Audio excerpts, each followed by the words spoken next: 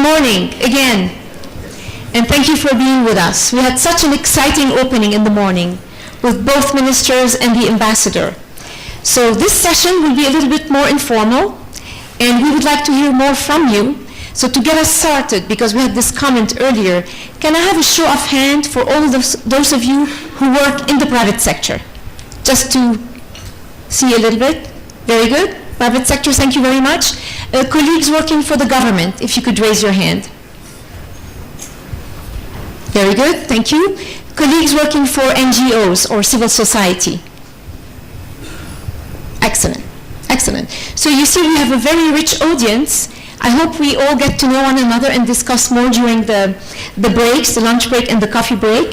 But now this is around lightning talks. I don't know if you know what that is. I was just briefed. It is very exciting, to the point, short presentations. The PowerPoints, the text is kept to a minimum, and it's supposed to be inspiring, exciting, exactly the result that we want to have for these Smart Rwanda Days.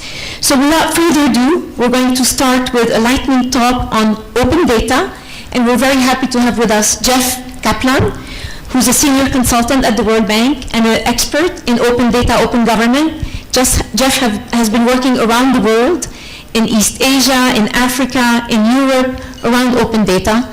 And the floor for you, Jeff. Hi, if we can put up the visuals. 1 second. So, hi everybody. As Senator said, my name is Jeff Kaplan. I'm a senior consultant with the World Bank. I do a lot of different projects and initiatives related to what people call open data. And once the visuals come up, we'll start the actual lightning of the lightning talk. I don't want to overpromise, so maybe I shouldn't say it like that. Okay. All right, so open data. Now I realize that in most times when I talk to people, I say open data, and this is what people do. Or this is what they do. So I'm hoping you'll stay with me for just a few minutes, and we'll do something else. Now for me, when I hear open data, I find it very exciting, and I'm hoping that at the end of 5 minutes, or at least at the end of the next 2 days, you might as well. So just to start off with, why is it so exciting? Why are actually so many people around the world interested in doing open data? The answer is because it's not about data. Data is kind of meaningless for most people. If I look at data, it doesn't mean anything to me usually either. But data allows people to turn it into things that are really interesting, things that have to do with smart energy and saving energy in people's homes. Hospitals and doctors use it for delivering healthcare at great distances. Innovators and entrepreneurs turn into all kinds of applications that you can use on your mobile phones. Farmers can use it to find the best prices for their products at market. All kinds of new ideas are enabled because data becomes more open, more easy to find, and more easy to use.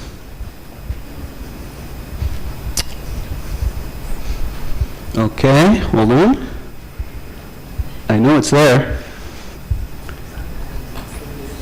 Can you just forward it for me? Thanks. So I want to take less than a minute, I hope, to actually just tell you what open data means first. It actually has a very specific meaning. It's not just any information or data that you find. If we can click forward.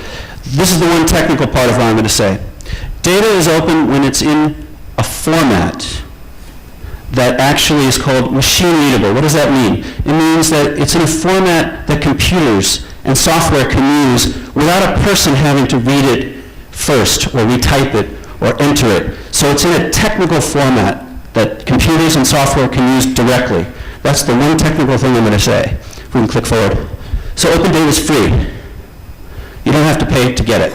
You don't have to pay to use it. You don't have to pay to reuse it. If we can click. It has, and this is the one legal thing I'll say, it has what's called an open license.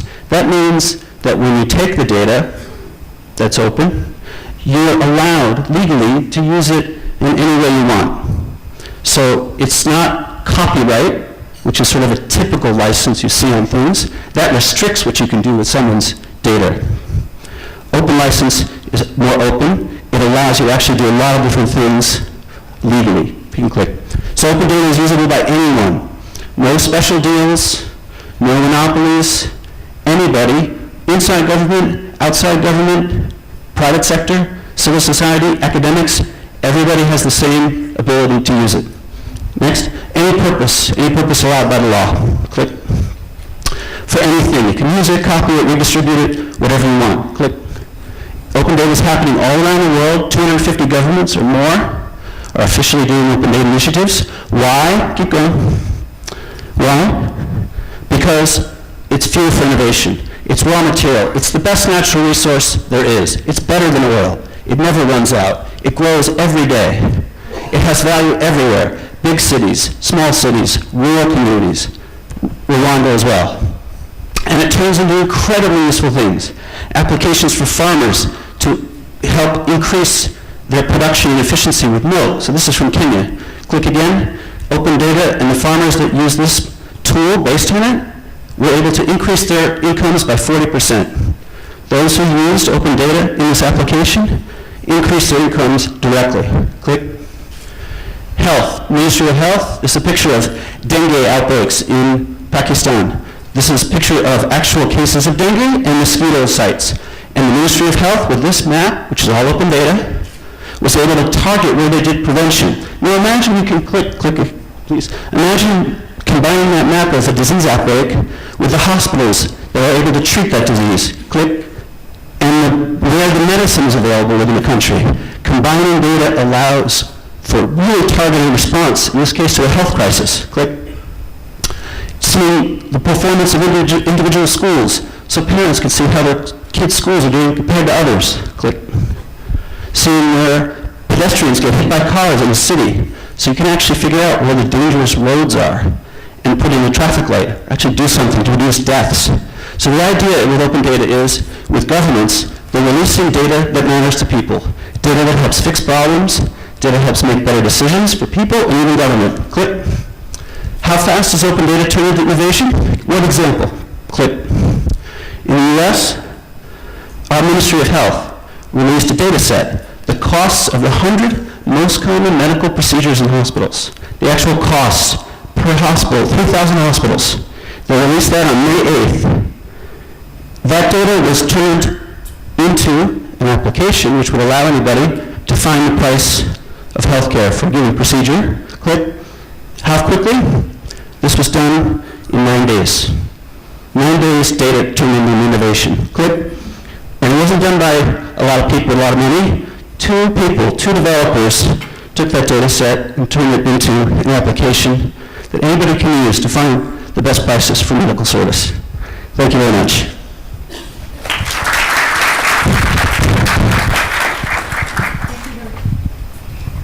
Thank you very much, Jeff, for this excellent presentation. That was lightning, right? And we went on at lightning speed. I hope we all could follow. Just to talk more about open data very briefly, when the minister talks about smart village, when we talk about smart Rwanda, and in all our discussion, everybody concurs that a smart village has access to data and generates data and makes a lot of it open. So just trying to put the links together.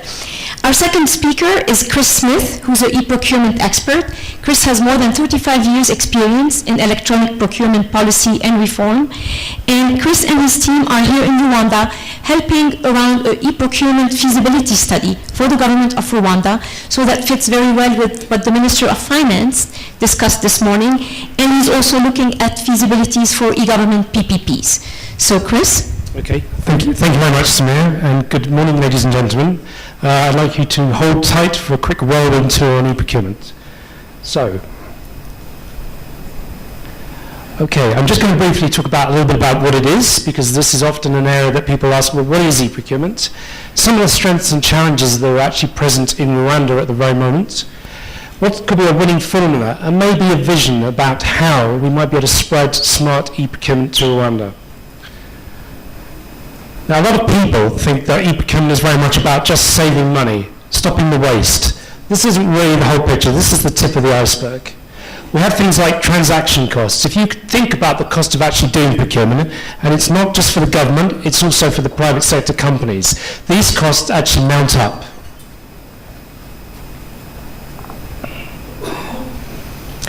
it's also about opening government up, as we've heard from the last speaker. It's very much about sharing information, not just with civil society, but also sharing procurement information within government. And that's how you can start to do smart procurement.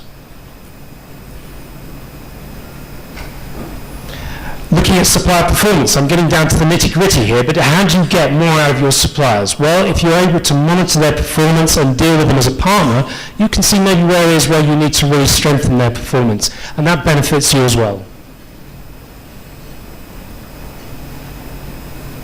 Getting the improved reliability is very important. What you buy is only the start. You have the ownership of the items. It's about trying to make sure that those items are reliable and that they're not carrying forward costs into the future that you can't afford. Also, maverick spending. This is low-level costs that is creeping out of the system through procurement that maybe is not appearing on the systems. E-procurement systems can capture all the data. Planning is a crucial aspect. How do you plan for your procurement? If you have more data for planning, you can do better planning. But you need to get that data from an e-procurement system. Getting it from a filing system is very, very difficult, particularly in a decentralized procurement model. And it's about quality, isn't it? We want to get the best procurement done, and it affects not only what we're buying, but who we're transacting with. E-procurement systems can guide people in following the procedures properly, reducing problems, complaints. And it's about getting those items delivered to where they're needed as quickly as possible. Procurement can be a very slow process. So, as I said, that's very much the tip of the iceberg, and e-procurement is about trying to drill down to some of these other areas. And if we can use it, we can actually transform government. Now, just to give you a quick snapshot on the study we're doing right now, already there are good legislation rules in place in Rwanda. There is a good website where a lot of procurement information is being published. And Rwanda has already started the process on the basis or the foundations of the Rwanda project, e-Rwanda project, to start to publish information about procurement opportunities. This is a really good start, so we don't need to start from scratch. But we have some challenges, let's be frank. IT projects are notoriously risky. It's a question also about change management, the soft side. People need to learn how to do things in a different way. Capacity building, even more challenging, as I said, with a decentralized procurement system where you have lots of procurement entities that are out there. Sorry, it's not all doom and gloom because we have lots of strengths here already. Good experience on Rwanda. We also have good strategy, and I think we have good stakeholders, as we've seen already, who are very keen to use technology to transform things. Well, procurement is one that can be really transformed. Now, I'm going to have to skip forward a little bit. But, very quickly, we need technology enablers. We need people process enablers. And we need that to be able to build building blocks for Smart Rwanda, because pretty well everything that needs to be done involves some form of procurement. So, these are the sort of things we want to aim for. Services, solutions, software systems. Private sector led. The private sector uses e-procurement. Why shouldn't government? But build it around people, not systems. Not IT systems, definitely. Use reliable technology, well-proven technology, and extend using mobile right out to the villages. Use it to transform as an enabler. E is not just for electronic, it's an enabler, it's for everyone to participate in e-procurement. Accessibility is very important, that's why we want to open up the information, open up the participation to get your private sector SMEs involved. And it's got to be demand driven. We need that data. If that data is going to be coming through, we can use analytical tools. This means we can have procurement intelligence. And the ambition, I hope, is that maybe one day, not very long in the future, we will be able to spread smart e-procurement to Rwanda. Thank you very much.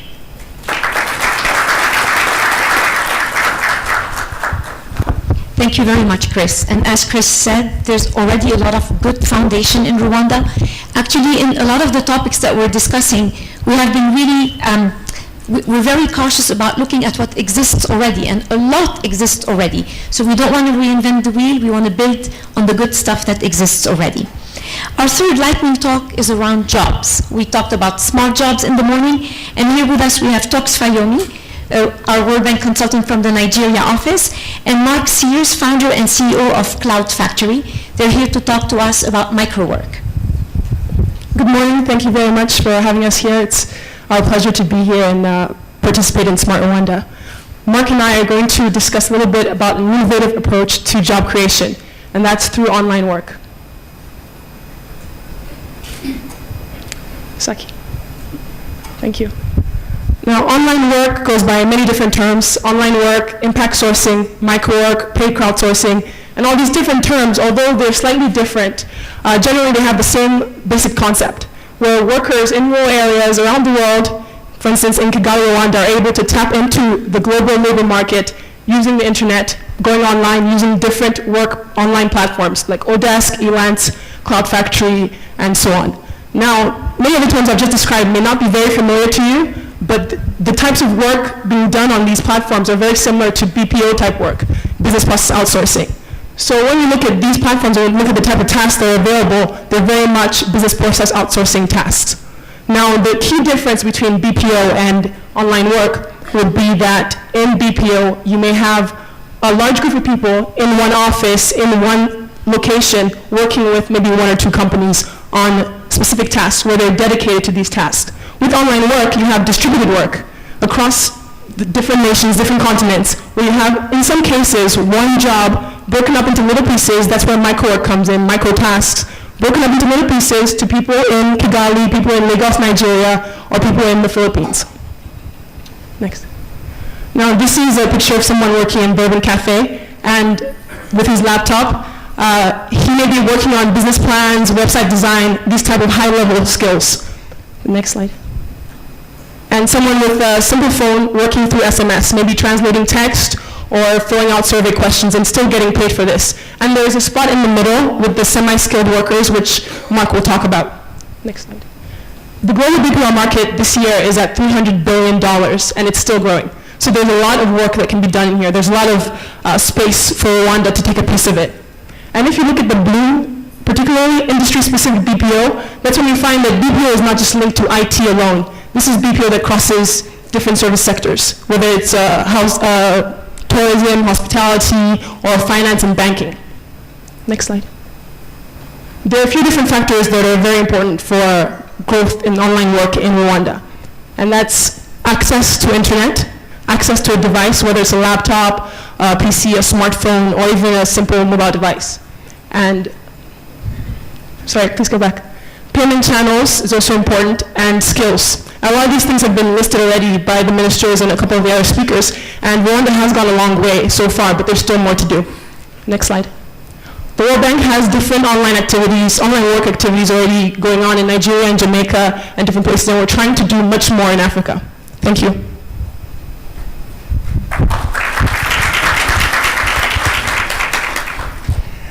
My name is Mark Sears. I'm founder and CEO of Cloud Factory. We are, in fact, a microwork company.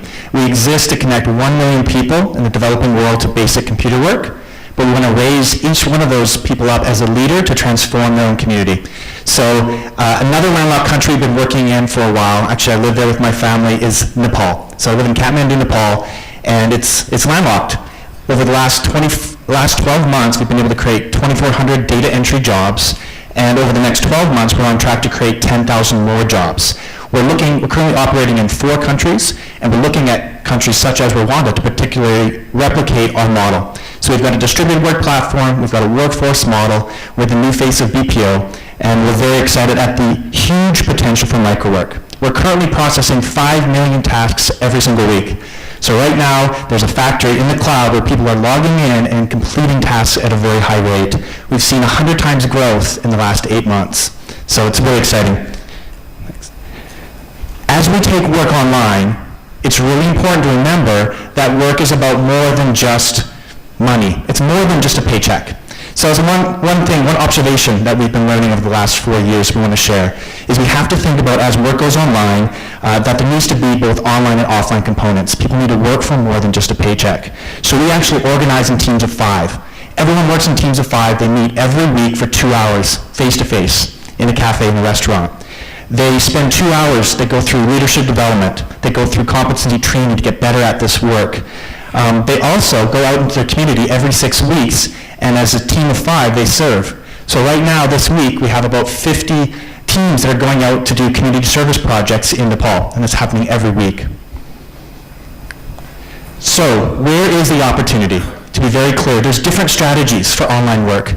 On the high end, you can see the 5% highly skilled. So those are the entrepreneurs, those are the people that can go online and compete. They're world class. So they're doing app development, web development, they're working on Elance, they're working on Odesk. There's already many of those in Rwanda, and that can grow. But what we want to focus on is the sweet spot. That's the semi-skilled. Talking first about the lower skilled people is we need to continue to invest. We need to do training. We need to improve the skills of people. But congratulations, Rwanda, you have already done a lot of the hard work. We've been hearing the infrastructure. We've got fiber. We've got 4G coming. People know English. So coming out of university, there's all these components. The infrastructure is laid. Now we need to say, where are the jobs? So there's 60% of people very often that are able to get micro-work jobs today. So recommendation, we can look to do a feasibility study. We can spend 2 years doing that. Or what we're suggesting is we can look at doing public-private partnerships to do exactly what we shared today. We can think big. We can say 200,000 offline jobs. We can start small. We can come to Rwanda, do a public-private partnership, do 5,000 jobs by starting small, and grow quickly. Is there the opportunity for 50,000 jobs in Rwanda to do BPO, micro-work-related jobs? We believe so, and we look forward to talking more and exploring over the coming days exactly how to do that. Thank you.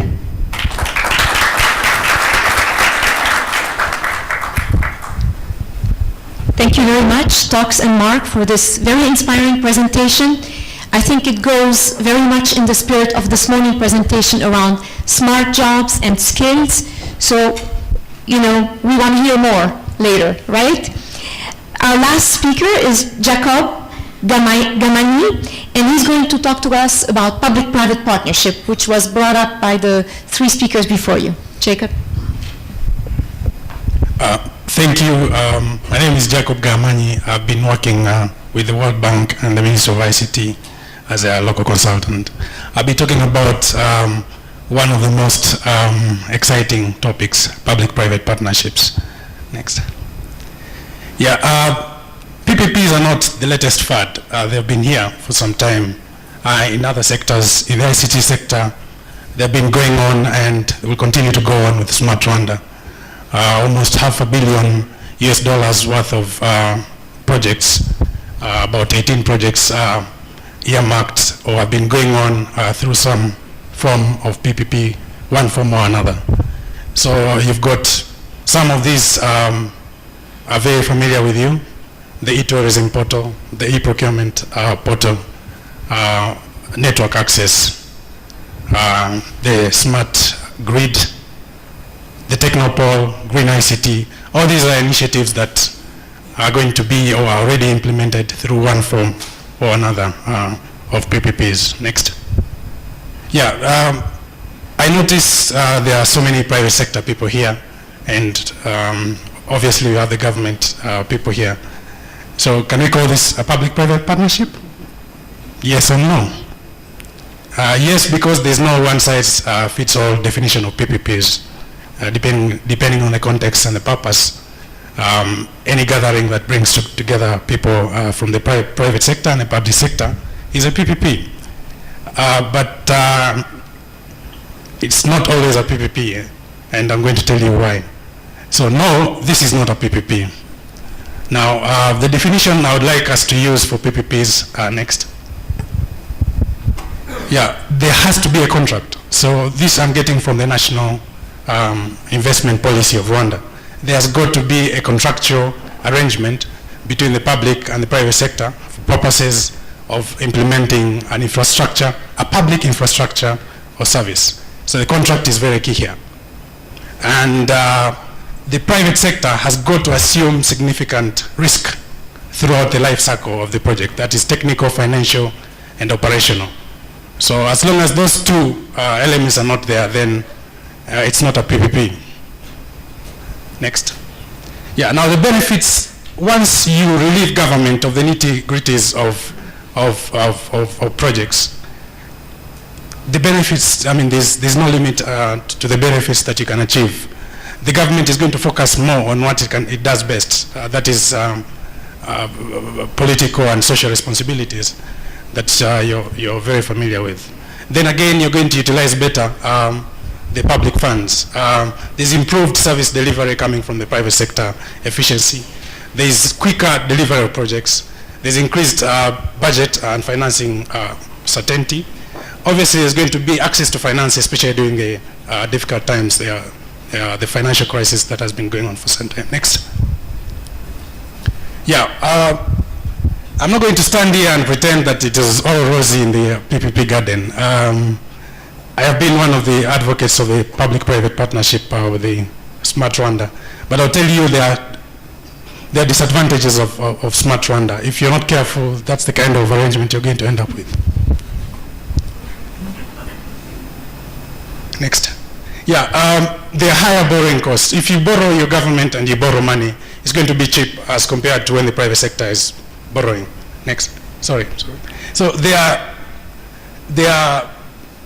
if you borrow and you're private, then you're going to transfer obviously the burden to the buyers.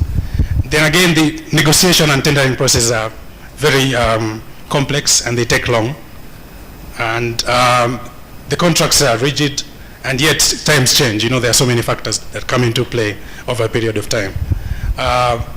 So there's that process of transferring the risk to the private sector, and if you're not careful, you're going to create monopolies because they tie in into the contracts, they tie in that you're going to be with them for some good time. Next. So what is needed is due diligence. There are tools that are used. Value for money is one of them, and public sector comparator, which is about comparing the benefits of pursuing traditional procurement versus PPP procurement. Next. Yeah, now there's need to have skills, and these skills are PPP specific. But these skills are not enough. It's one thing being a certified PPP specialist. It's another thing being a very good PPP project management person. So you need to build that experience, and the tradition has been to use international, of a reliance on international experts. And they come here and they leave this place without leaving the skills. So my advice is we need to build these skills, yes, but PPP requires a lot of experience. So you need a lot of experienced PPP professionals sitting here who have enough experience managing these projects over a long period of time. Then you can achieve that, what you want with Smart Rwanda. So thank you, that's it.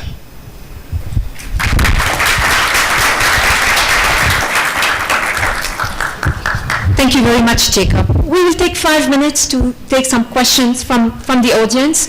I just want to remind everybody that we were talking about the smart enablers, and we went all over the place.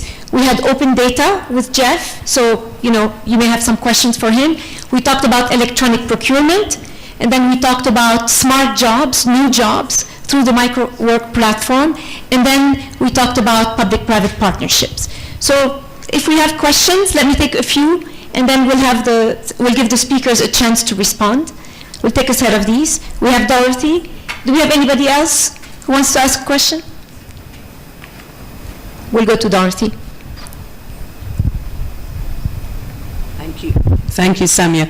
Just to the microwork, and especially Mark, if you could give us an idea for the medium range skill set, what is the earning level per month?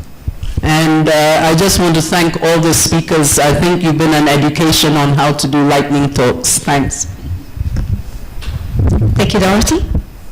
Hi, Dorothy. Yes, Donna's actually #1 on our target right now, so good to have your question. We definitely are not not a $10 an hour type job, you know, our minimum payout is $1.25 an hour. And so usually $1.25 to $2.50 an hour is the range. So you're looking at $200 to $300 per month for a data entry type job. Great. And we all know how intensive the data entry needs are. As government goes digital, as private sector goes digital, there's a huge untapped job market for Rwanda and for the region. I have a question for Jeff and perhaps for Jacob. Jeff, in your experience on open data, what is the easiest set of data for governments to release and to create jobs in the private sector? Well, thank you for the question. The first question, what's easiest to release? I'll give you a general answer because it's generally true everywhere, which is you open the data that in fact you've already published. So all the governments, some ministries, some agencies, they already have data that's online. It's true here in Rwanda, actually, there's quite a bit of data that's already available. So turning that into what we would call open data, that's the easiest thing to do because it's already been published, there's already been a decision made to let the public see it. So making it open, as I described, that's the easiest thing, to actually open what you've already published. In terms of what turns into jobs, the experiences vary around the world. There's a lot of business value in data. So procurement data is often turned into information products. This is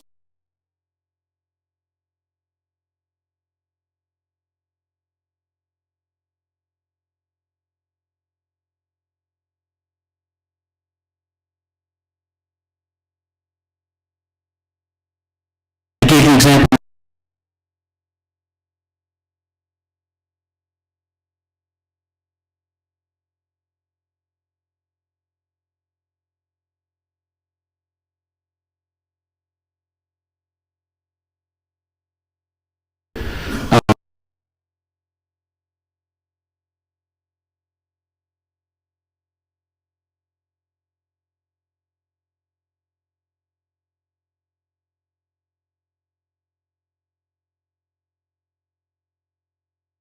To give us some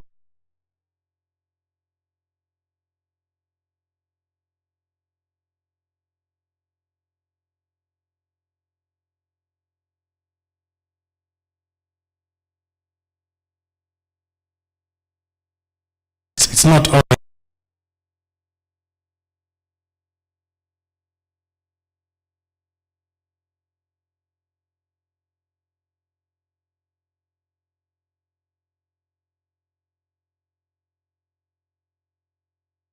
very good examples.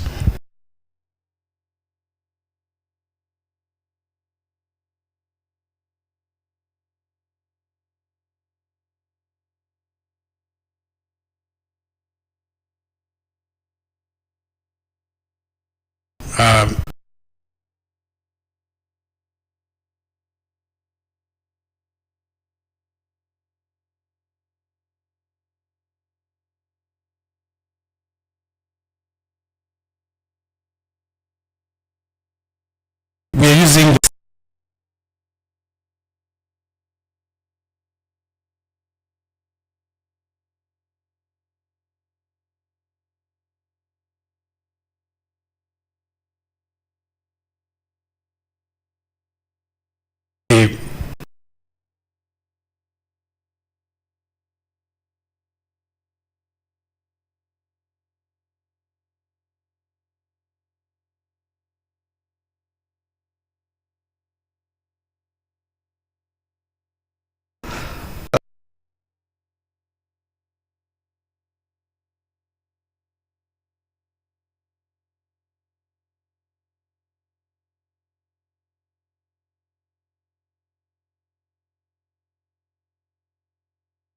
so to say,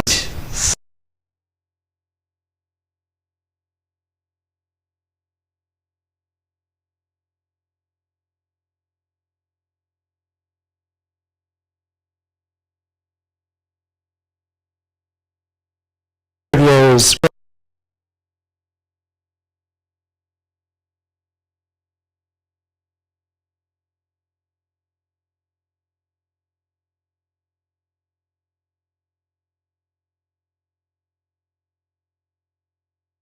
low cost.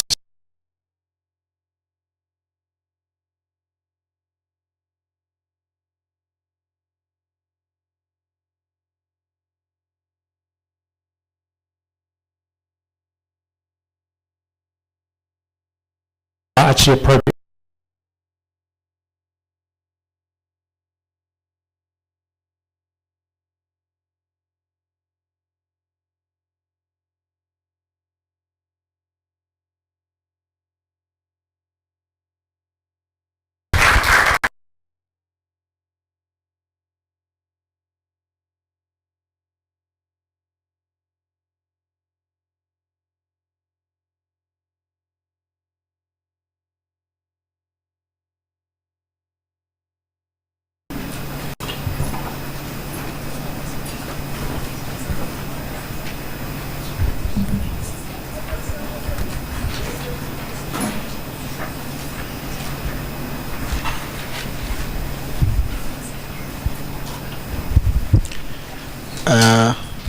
I'm allowed to fill the gap as the next panel comes up.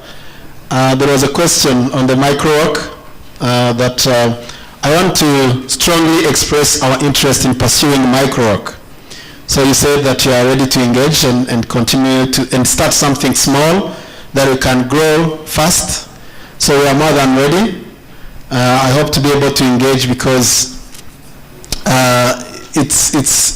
it helps us actually from multiple dimensions.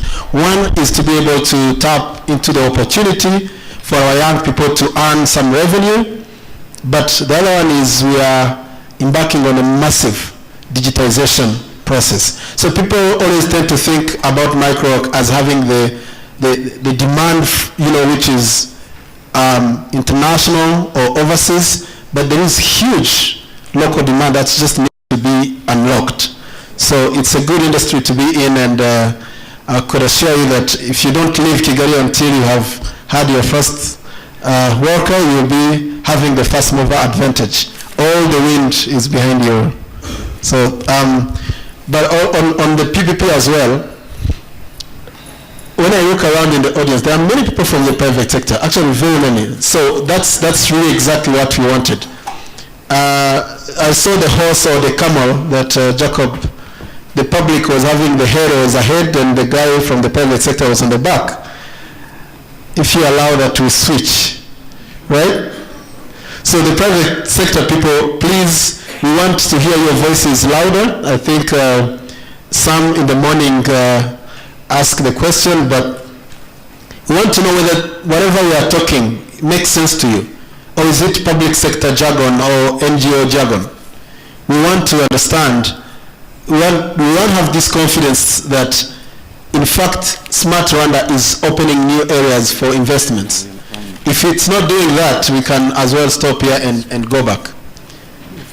So we want to hear more about from the private sector, and I can see many of you here in the private sector. So those were the few comments that I wanted to use this time to fill the gap. But if you want, I can continue. If there is nobody to grab the microphone. Okay, I can grab the microphone. Okay, Oleg has already grabbed it. Yeah. It's my honor and privilege to be here with you. My name is Oleg Petrov. I'm with the World Bank ICT Unit, and I coordinate a number of knowledge sharing activities and work in Russia and Balkans. And it's my second time in Rwanda. I'm extremely excited about this vision which we're discussing today. I feel we should expect great results in the near future, and I'm so happy to be part of this effort. So thank you all for being here with us and helping government co-create this better future, smarter future for Rwanda. So I'd like to ask our distinguished panelists, presenters for the next panel, which is called Country Cases, Good Practice in Smart Development, to take their seats. Before that, I wanted to make a technical lots of keys here. Please check if it's yours. I will keep them here. So just without further ado, I'd like to say that we have a very distinguished set of international experts representing 4 leading examples of smart transformation. And I'd like to introduce them briefly and ask to come to the podium, to the stage here. So we already met them this morning as part of the lightning talk. So Jane Treadwell, who is the CEO of DesignGov at the Government of Australia and former CIO of State of Victoria. One of the more distinguished women CIOs in the world. So my pleasure to greet Jane on the stage. And Jane has been working quite closely with the World Bank on a number of activities, especially the high-level experts, leaders and practitioners network, which in fact this event is part of the health program, which is supported by the Korean government. So thanks, Jane, for all your support so far on this. Second speaker will be Mr. Sebastian Fu from Singapore, who is being recently consulting with the World Bank, working in a number of countries like Russia and Mongolia, but before that he led a number of e-government programs with the Infocom Development Agency of Singapore, and in that capacity and his role in IDA International, he presented to a number of leaders of prime ministers, presidents of the countries, sharing the experience of Singapore. So it's my pleasure to welcome Sebastian, share the Singaporean success story and critical success factor with you. The first speaker is Ms. Stella Mokan, who is our distinguished guest and partner of the World Bank from Moldova. She's a government CIO and director of a government center of Moldova, which was set up with support of the World Bank and other development partners. And Stella has been leading this effort for the last 3 years. And she will share some of the early results of this transformation, which we found has some parallels with the journey here in Rwanda, as was described by the Minister, Honorable Minister, earlier today. And I would like to encourage the speakers, given that we're about 25 minutes late, to keep your remarks to about 10-12 minutes each. And now I would like to pass the floor to ask the last speaker to come to the stage, Mr. Vanil Choi, who is a distinguished expert from National Information Science Agency of Korea, which has been a partner with the World Bank on knowledge sharing for a number of years. And as we know, Korea is a key partner also for Government Rwanda, and in fact is sponsoring this event. So thank you very much, Dr. Choi, for joining us today. And again, we have about 10 to 12 minutes for each presentation. And the first speaker will be Jane Treadwell on the case study of Australia. Thank you, Oleg. And I'm just looking for the... Thank you. Okay. The importance of this map is that it's about Facebook connections. So this wasn't a map coming from Google Earth or anything. It's the actual connectivity between people around the world, which I think was wonderful in that it highlighted a little bit of Australia, a little bit of Africa, and an awful lot of Europe. But just look at how when people have technology in their hands, how they can change or even depict the world. In terms of a presentation from Australia, you always have to see a kangaroo. So here's a kangaroo. We're quite a large country with a small population of 24 million people, and most of them have smartphones, but I'll get on to that in a moment, because it's really the power in the hands of the people that are actually making immense changes, and that some of the journey elements in terms of Australia's experience of e-government, I-government, digital government, service transformation has been slow in the beginning, where you can see that sort of egg of government online, which was sort of accelerated because the Prime Minister demanded of all of his government ministers and departments that we had to put 50% of our services online within a really short period of time, and that the results would be exposed to the world. So there was a real pressure to pursue e-government. However, what happened was that there was an expansion and an explosion of a whole lot of stuff that would have been better had we worked out what were the horizontals as compared to the sort of specific benefits in terms of each of the departments or functions. So that led to standardisation and a lot more controls. Interoperability came next, and a whole pursuit of data sharing. Open government and open data is still on that agenda, and we're going forward. But of course that brings you into touch with the fact that borders and boundaries between organisations, be it government, community-based businesses, start actually evaporating. And the world of Gov 2.0 up and over the last 3 or 4 years has really challenged the way in which government works, the ways in which citizens participate, and so it's not just co-creation but co-design is a really important process of actually looking at bringing in from the outside citizens, businesses, the public value economy in terms of problem framing, not just problem solving. And now, you know, the whole pursuit of cloud, digital first, which the Government of Australia announced last week, is a really strong thing. And I guess my point about this journey is that it doesn't stop. There are always going to be more demands, more plans, more challenges for governments and its people, and that capacity to understand the context and take advantage of the technology to achieve important ends for the nation will continue. One day I'll get this right. The key trends are outlined on this slide, but 81% of Australians use the internet, 91% of businesses use the internet, 49% of adults have smartphones, 86% of people in Australia purchased online. And so this is really challenging the economy. The whole nature of retail is changing. The nature of Australia Post, it lost a lot of business last year in terms it no longer is delivering letters, but boy oh boy is it delivering lots of parcels. So the whole sort of nature of that business is changing. 61% of Australians had an active Facebook account, and 18.6% of adults actually increased their online learning experiences. So that nature of the virtual and the concrete are really challenging the way in which people live. I've also identified the latest trends in terms of ICT. And one of the key things there, the internet contributes $50 billion to Australia's economy.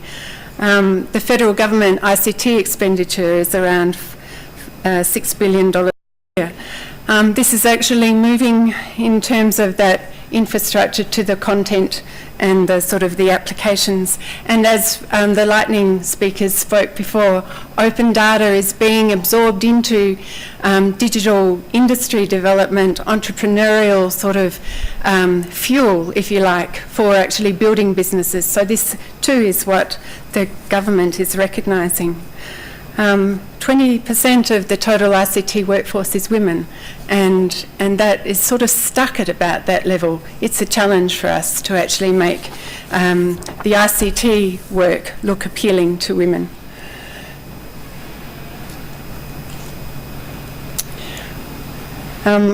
Much as, just one back, ICT strategies are critical, but they're not as critical as a clear statement as the New South Wales, one of the state governments, has shown in terms of having an overall view and vision and plan. And within that, the ICT strategies actually make sense. In some parts of Australia, the ICT industry is on a panel of advisors. And focus, clarity, targets and review are critical. The strategic ICT enablers are many, and I think that one of the biggest challenges for us is actually where do you pick where you put your efforts. But within this table, it highlights that one of the newer parts of the shared ICT infrastructure is the national broadband network.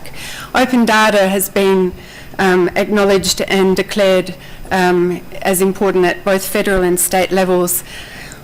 The innovations infrastructure is crucial, and I suppose it's as much about mindset as well as methods. And one of the key things about productivity is that the means by achieving that is through innovation, but also understanding that innovation is a messy thing, and that the need to actually fail intelligently fast in order to build on success is slowly sort of being acknowledged as a sort of key stepping stone. ICT capability development is sort of being addressed both within government and across the sectors, and shared services are finally really in place in order that citizens can deal with government once through one ID and then have access to all of the services and requirements that they need. The institutional, legal and regulatory frameworks continue to be created and refined. And of course, I think as there have been many illustrations in various governments, the importance of making that regulatory framework a safety net without putting burdens of time and cost in front of communities and business are important. And so, to some degree, the ICT enablers are a mix of methods and mindset and mandate. And the size of the ticks, I suppose, are my sort of reflection on how far we're going in terms of be they methods for a shared ICT infrastructure, but the mindset in terms of shared governance might be a little bit behind. Open data, the mandate is in place, but again, how do we do that effectively? Innovations infrastructure is in place, but how can we actually apply that in a mainstream way? ICT capability development, the methods are there for apprenticeships within government, but how do we actually make it an appealing job for people to choose? And then the regulatory frameworks keep on having to evolve as well. There is a changing landscape. I won't concentrate on that. You can have a look at that in your leisure, but it's essentially seeing the overall landscape as one, and it all connects. It's not all independent. Because this disruption of technology and innovation actually challenges the way in which we've operated in the past. That means citizens have more of a say. That means that the old elements of control and carriage are being challenged. The culture of certainly the way in which governments work and interact with other parts of the civil society are changing as well. And I guess there's sort of one concern I have, that where we talk about silos of government and trying to operate in a seamless way, let's make sure that we don't build cyber silos up in the cloud or around in our practices. So that then means, how do you bring the citizen and the outside world in to actually help you within government actually make that transition seamless? I've thrown in here a number of examples because the growth in collaboration is actually proving to be a very effective mechanism of knowing what will work, what should be have a crack, as they say in some parts of Australia, with the citizens not just in mind, but actually in the room helping design it. Intelligent transport systems are very good examples of government and the private sector working together. Using satellite, smart infrastructure for understanding how much moisture there is in the soil for effective sowing of crops. Water information networks that sort of connect community organisations, the citizens and communities, as well as government and the private sector, are all examples of this growth in collaboration. So the final point, I guess, is the notion that it's not government or nothing. It's actually the parties within the public value economy and the roles that they employ and can contribute in the strongest way will actually make a difference. So smart results are the product of, you won't be surprised to hear me say, people. The process and collaborative approach from an outside way into government, not inside out, Prototypes are a good way of managing risk because you can do a lot by experimentation and then know what's actually going to be successful. Partnering in all places creates access to hard, and growing the capabilities of the soft foundations. A shared plan and its effective execution are what matters. Thank you. Thank you, Jane, for a very impressive presentation of the lesson learned and tips for countries like Rwanda on their journey of transformation. And it's my pleasure now to pass the floor to a neighbor, more or less. Singapore is not so far from Australia, unlike Rwanda. Sebastian, thank you very much for being here. And I know that there are some parallels between Singapore and Rwanda, and I hope you can share how Rwanda can learn from Singapore's journey today. Thanks. Miu Yu Wei. I hope I got that correct. It's good afternoon for those that don't know. Right. My name is Sebastian from the Little Red Dot. Right. Do you know why Singaporeans frequently refer Singapore as the Little Red Dot? Right. Well, Singapore is located somewhere here, and most of the time for the world maps that I see, there's a red dot that signifies where Singapore is. And most of the time, the red dot is bigger than the geographic size of Singapore on the map, right? So we tend to use the little red dot as a term to remind ourselves that we are small. We are small in size, we are small in, well, we don't have actually natural resources, and we're small in population. And because we are small in so many ways, we need to think big. We need to think big in utilizing strategic tools to transform our economy and society. And one such strategic tool is ICT. My presentation will focus on how we have placed those strategic ICT enablers over the years to prepare ourselves for what we believe is our future. And now I'd like to introduce to you two characters that will help me. It's kind of lonely here. So the two characters will be, there's a Mr. Historian that will talk about the history, and there's a Mr. Futurist that will talk about the future. All right, let's disappear the Mr. Futurist, and let's talk about the past. Well, in 1980 to 1999, we have this 20 years of effort to do what we call the Civil Service Computerization Program. Two key things happened in these 20 years. One was a massive effort on digitization. And the other major thing was connectivity. I remember I started work in the mid-90s, and back then we were basically all connected through email systems. Right? So that facilitated a lot of activities that we could do. Another very important thing in that era was on ICT manpower. Absolutely essential. And in 1980, we had only 850 IT professionals. And due to our plans, we needed by 1985 we have 5,000 IT professionals. As of today, we have about 146,000. Right? So let's go back to future. So what did we do to increase the number of professionals from 850 to 5,000? Well, first thing, we introduced scholarships. Singapore, there's only that few people, so there's competition. So we had to introduce scholarships to attract the talented youngsters to want to pursue the fascinating future of ICT. Right? The other thing we did was in 1982 to 1983, there were many tertiary schools that started IT departments, right? More emphasis. And there were new IT diplomas and degree courses to attract people to go into that field.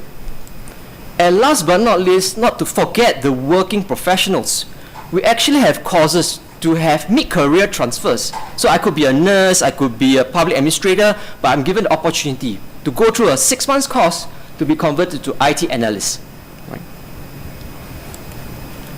Another major program in that era was what we call the Singapore One. That's basically laying the foundation for national broadband. And what's interesting is that the majority of the effort was really poured into the increase of usage of broadband. Right? So that was the major emphasis for us. We wanted to reach a critical mass of the population that uses broadband. And so in this period, what happened was we had what I would define as whole of government enablers. So this is the national broadband and IT manpower development.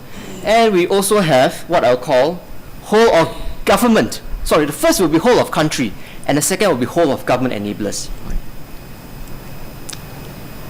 So what I basically talked about would be that portion here, 1980 to 1999. And now I would like to talk about the 10 years of e-government era. Oops, sorry. So what happened from 2000 to 2010?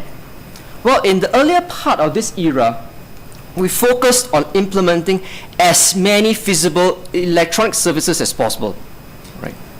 And in the later part of this era, we focused on mobile services, especially since 06 onwards, and integration. When I talk about integration, it's integrating various services together. So during that later part of this era, we realized that less is actually more, right? And within a short span of 6 years, we've implemented 1,600 services and 300 mobile services. And you may wonder, wow, how is it possible to do that? Well, this is where I would like to introduce the blue bar, which says public service infrastructure, and I think it's absolutely very critical to consider that. What is this public service infrastructure? Think of it as a layer of software infrastructure that sits on the national data center. If you look at any electronic service, what will this electronic service require? You'll require authentication, you'll require e-payments, you'll require security, and the list goes on. So the idea here is let's build all these common components once and reuse always by various government ministries and agencies so that you can reduce the time and cost to implement the services. So by 2010, we have all this bunch of enablers from whole of government and whole of country, and then we have implemented a bunch of electronic services. So now is the part where Mr. Historian will pass to Mr. Futurist. What are the enablers planned in the future? What's interesting is about a month ago, there was a major announcement made in Singapore. So every year what we do is we make major announcements to the industry to kind of prepare them of the opportunities that are coming. So this year we made an announcement back about 3-4 weeks where we will be releasing about $1 billion of contract for the next month. And the focal points will be the very first, big data analytics, right? We have been using analytics for quite some time, especially on operational and transactional part of things. But where we want to go big is on the social data. Just like Australia, we are 1% down. We are 60% of our Singaporeans are heavy users of Facebook, and boy, do they really voiced out very loud on Facebook, right? And so the government will be very interested to listen to all these conversations. Obviously, you can't be listening manually if there's millions of conversations happening. So we needed tools, we need enablers to help us to listen to all these conversations, to analyze these conversations, to create insights from these conversations so that we can calibrate our policies and deliver better services to our citizens and businesses. So that's the very first thing that we're going to put in place in the coming year. The second is we've implemented government cloud, and well, the thing about Singapore is that every time we implement something, we're always thinking, okay, can we maximize the value of that investment? And for government cloud, the answer is yes. So what we will be doing is we will be extending the value of government cloud by identifying a bunch of software as a service tools, right? And what we hope is that if we have this whole suite of SaaS tools, public officers can simply pick on them, pay, and then use. So from that perspective, it will be so much faster and the cost of implementation will be lower. And for the third enabler, I would like to give you a snapshot of what my CIO made 3 weeks ago. He said, We can no longer wait 9 months or more for delivery. The world is moving too fast. Right? The tendency for agencies is to list their maximum requirements, including things that they did not need, leading to very complex programs where the risk and magnitude of failure increases. And the intent is to move towards a more disciplined approach where the most important functions are prioritized and emphasized so that we can go online as quickly as possible. So what is he referring to? He's referring to this whole new concept of thinking. It's called agile software development. Right? I'll try to describe this by pointing to you on this triangle. Okay, most of us would probably have done project management, I believe. I believe all would have experience in project management. And in a typical project management environment, you will start with the scope, right? You will define what you want. You fix that, and then next is based on what you want, you will identify how long it's going to take and how much it's going to cost. That's very typical. Now, agile software development flips this around, and it says, why don't you start with how much time you can afford and how much money you want to invest, and based on that, identify the maximum value on the scope that you can deliver, right? If this is of interest to you, I would suggest for you to look at the URL scrumtrainingseries.com. It's got an excellent 7-8 minutes animation on that to describe what agile software development is about. And the Singapore government is actually looking at this to try and accelerate the pace of our implementation. Okay, so we have all this bunch of enablers and many more, and these are paving the way for our future. And the future is, we are now embarking on one major initiative called Jurong. Jurong is located in the west part of Singapore. It's going to be like a smart city within the Singapore city. Right? It's 220 hectares, and we will have 750 square meters of commercial space. There will be international schools. There will be water sports because there's a lake located there, many parks. There will be more than 3,000 multinationals and SMEs located there. And just like all Singaporeans, we love shopping, so there must be shopping centers there, and they must be big. So it will be a very livable place to work and live. And this is how some illustrators depict this location will be like. We are calling for collaboration. When we call for collaboration, it's kind of like public-private partnership, but we tend to use call for collaboration.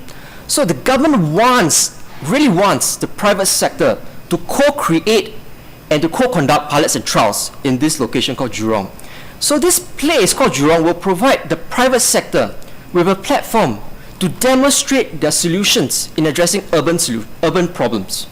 And will also offer government agencies an opportunity to test out their creative ideas before deploying to the entire parts of Singapore.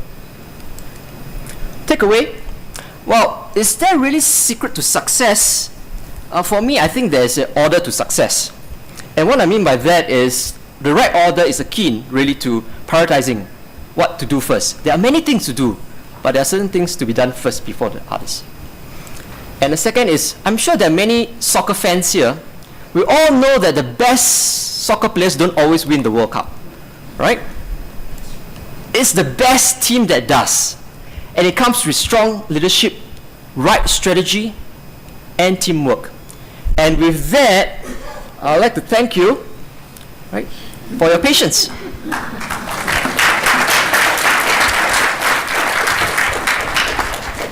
Thank you very much, Sebastian. I'm sure there will be questions for you, but we will take them all after the presentations are over. Let me ask now Stella Mokan from Moldova to take about 10 minutes for her presentation. Thank you very much. Hello, everybody. Okay. It's a great privilege for me to share with you the story, our story of Moldova, which started about 3 years ago. But first, I'd like to give you some more details about where Moldova is. It's located between Ukraine and Romania. And in terms of population, We have about 3.5 million citizens. About 1 million is abroad, working in Western Europe, Russia, and sending lots of remittances back home. We have a pretty good ICT access to internet. About 60% of households have broadband connection.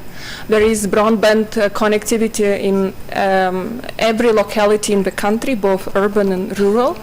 And very high mobile penetration, about 127%, which is the average in the European Union. Mobile internet is growing very fast, about 30%, and more and more Moldovans consuming more and more social media in their interaction among themselves and with the government. So I would like to share with you some of the ingredients that helped us move forward in the last 3 years. And I'd like to mention the role of leadership, the role of mandate, the role of having a strong team, as Sebastian mentioned, money, which are also important, but also the role of partnerships, which I think sometimes are even more important than money.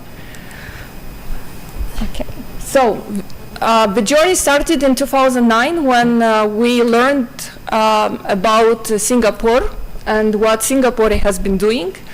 And the government committed to start this journey in August 2010 at a high-level ministerial meeting with the participation of the World Bank President, Zolik, government CIO of UK, IDA CEO from Singapore, Gartner, and so on. So we had all our ministers in one room for 2 hours, and we've learned about Singapore, Estonia, and what are the benefits of ICT both for the government and for the country.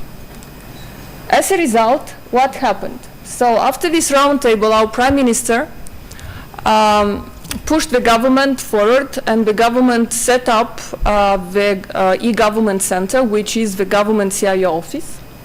We signed a strategic MOU with Singapore, and we started learning from Singapore and engaging more and more with our IDA partners.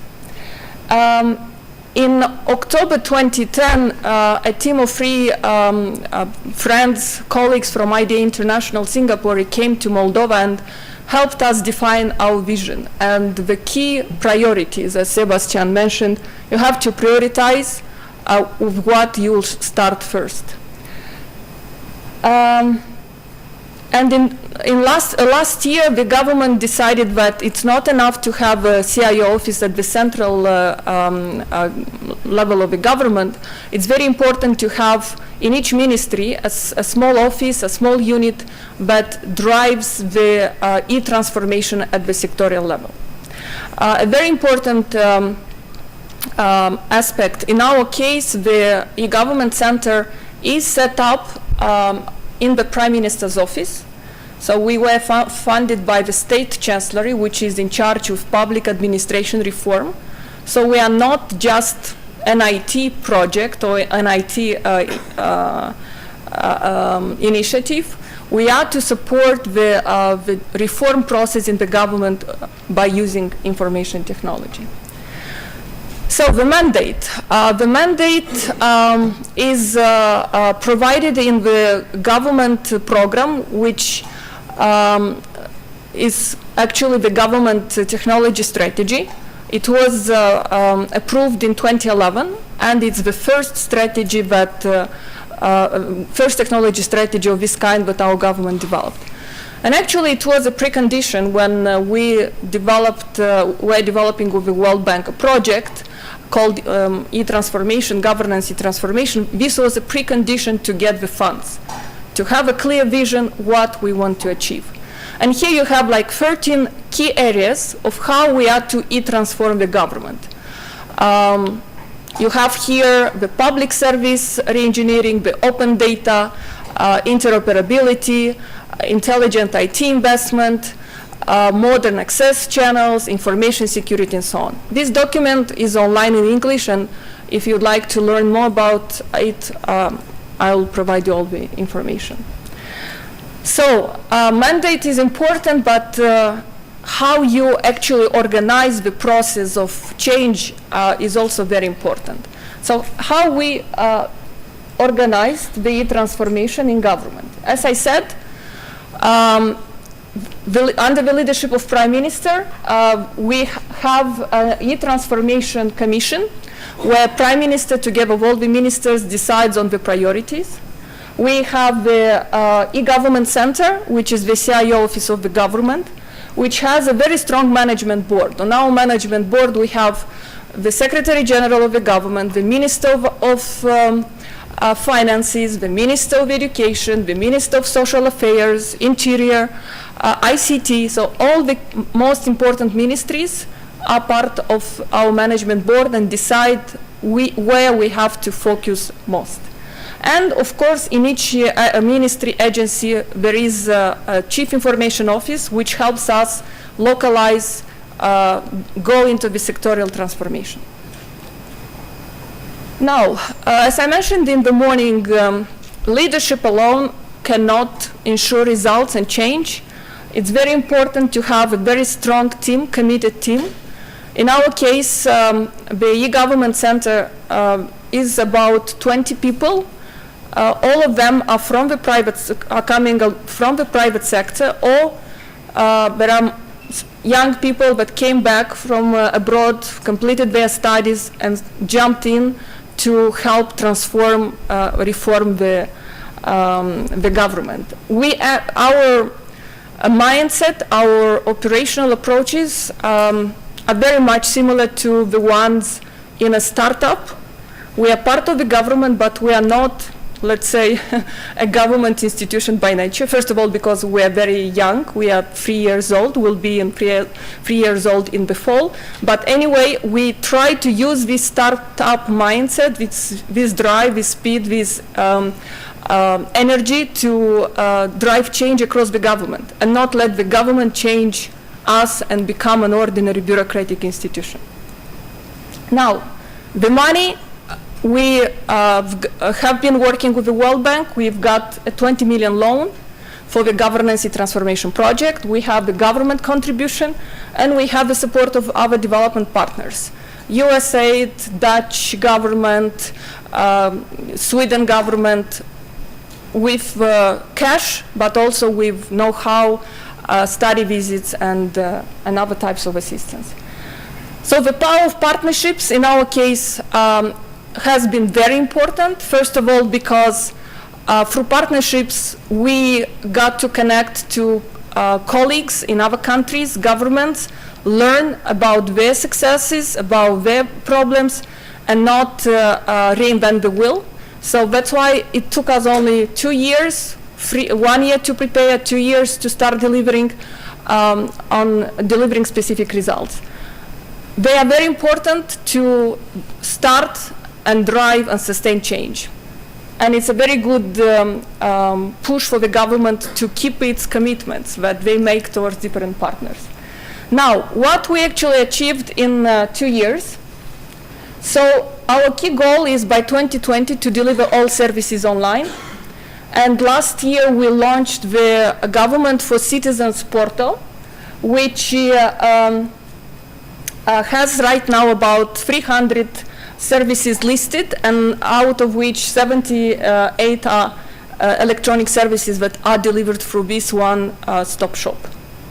And it's being visited by citizens that are in the country, but also Moldovans that are working abroad. Here you have the key principles that we are using in delivering electronic services or delivering digital by default government. Yeah? All the services should be mobile by default, secure, shared, cloud first, open data, APIs. About all these details we can speak a little bit later. Infrastructure, enablers have been mentioned in the morning session and by our colleagues. Here is our enablers for sectorial transformation, and I'll point out just to the services that are already in place. So we have a mobile signature. It's a project launched through public-private partnership with 2 mobile operators last year. It costed government nothing. All the funds came from the private sector. Government only provided the public key infrastructure. Again, I can give you more details on how we worked with partnership. And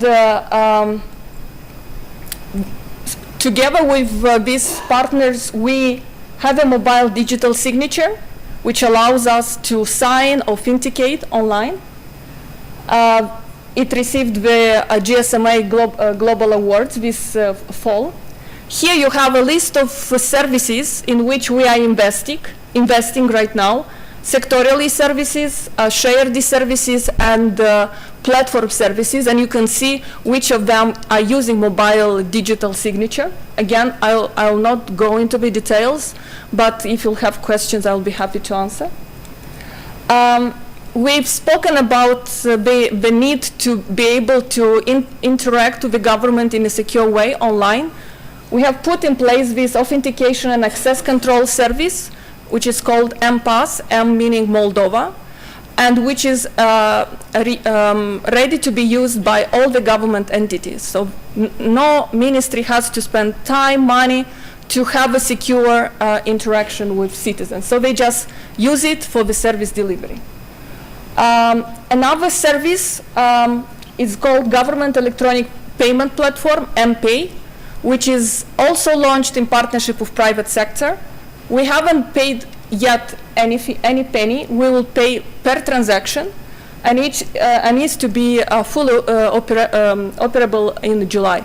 Right now we are integrating sectorial services with this gate. Okay, no fees for citizens. Now this year on February 14th, we launched the governmental shared platform mCloud using cloud technology, which offers 3 types of services to ministries, the level of software, infrastructure, and platform. And we are ministries are starting to migrate their systems and services into the cloud. The interest is very big, even though there is some fear at the sectorial level that somebody is going to lose control, but I can speak about later. We are implementing a whole across the government initiative called Paperless Government. We are implementing an electronic document management system. Right now, the system is being piloted with 9 ministries and is to cover all the ministries by end of the year. Okay. Open data, we've launched the portal in April 2011. And since then, in partnership with World Bank and other development partners, have been conducting lots of awareness building competition to make sure that we, on our side, open up the data, and the citizens, the private sector is using the data. One project which I have not mentioned, but I know it's of great interest to you, is the interoperability. Right now, we are in the process of procuring the government interoperability platform. We have an interoperability program that learns from the best. We've looked at Singaporeans, we've looked at Estonians, Austrians, EU interoperability program. It's in English, it's online, you can access it, and if you would like to learn more about the technical aspects, we are ready to share more details with you. So follow us on Facebook, Twitter. We try to push to publish everything we do in real time, lead by example, and make sure that we don't lose time, but cover, connect, and help transform the country together with citizens and partners. Thank you so much. I want to say a few words here. We had a similar conference in Moldova 4 years ago when this journey has started. And it was hard to believe that this would be possible within a short period of time. So the fact that Stella and team were able to accomplish already a lot just in the 3 years, I think that's quite impressive and encouraging. And I think it shows that if there is a political will, if there's a strong team, if there's a funding, if there's institutional framework, then things can happen. And I personally was associated with Moldova story, and Sebastian was in the first event and brought this Singaporean experience, and Jane was actually convening the conference calls with CIOs of 10 leading countries to advise Moldova Prime Minister Office on this transformation journey, and I see that we're seeing some initial fruits of this effort. So I'm very happy that still you were able to come here and share the experience. But it was 3 years ago, and today the world has changed. And I think Rwanda has the opportunity to go for the cutting edge and things which have not been done anywhere, and really show the example not just to the rest of Africa, but to the whole world. I'm very hopeful that we'll start this partnership today to develop a really smart model of development which can be replicated everywhere. So we're very hopeful and very encouraged by this event today and by what we heard from our international experts. And last but not least, I would like to offer the floor to our distinguished expert from Korea, research fellow from National Information Society Agency, Dr. Choi. Thank you.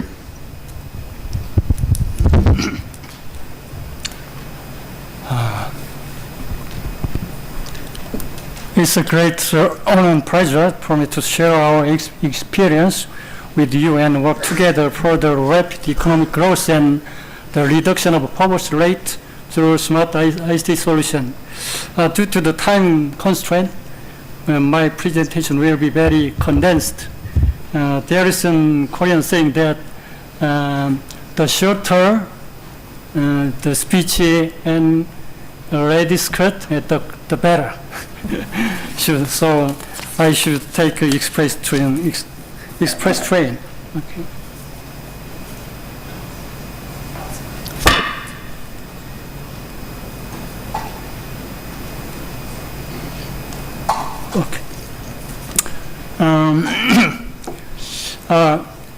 To bring more benefits at the dawn of the smart revolution, we now need a new paradigm for another ICT revolution. Quantum leap necessitates a correct review of current situation and robust foundation required in each ICT development stage. That is why we benchmark advanced cases. South Korea is ranked at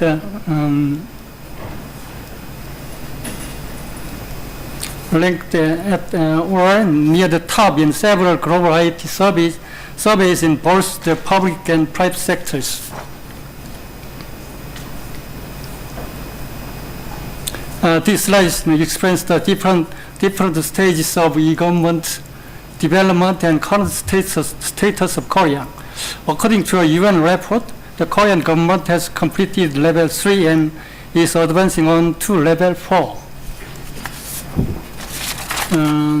This slide shows Korea's best e-government systems that are widely recognized and exported worldwide.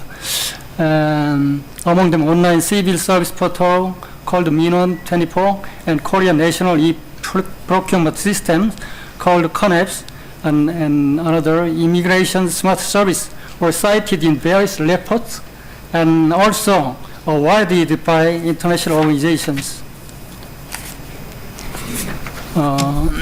Since we have a top-down approach in ICT development, we especially have strong success factors in e-government. So I present the success factors of Korean e-government in the order of development stage. Firstly, strong government leadership, which many presentators are commented. And secondly, sustained investment in the e-government budget. Over the last decade, an average of 1% of the total national budget was invested into e-government construction every year. And the third, technology support. The Korean government has collaborated closely with the system integration companies and specialized IT solution vendors that that have adopted practical and efficient technology.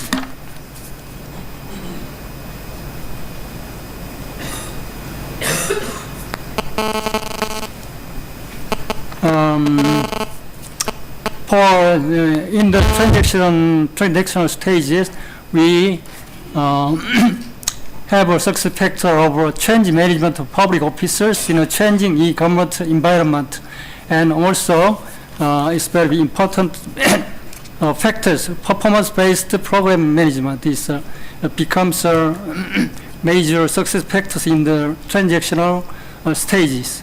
And lastly, IT governance and custom-oriented e-government services is the major success factors in connected stages.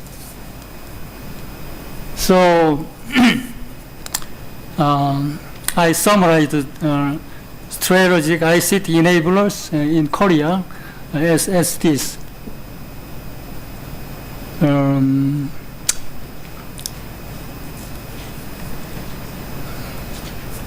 Because of time constraint, I explain this one by one, but I'll show the cases and some strategies in following order. Okay.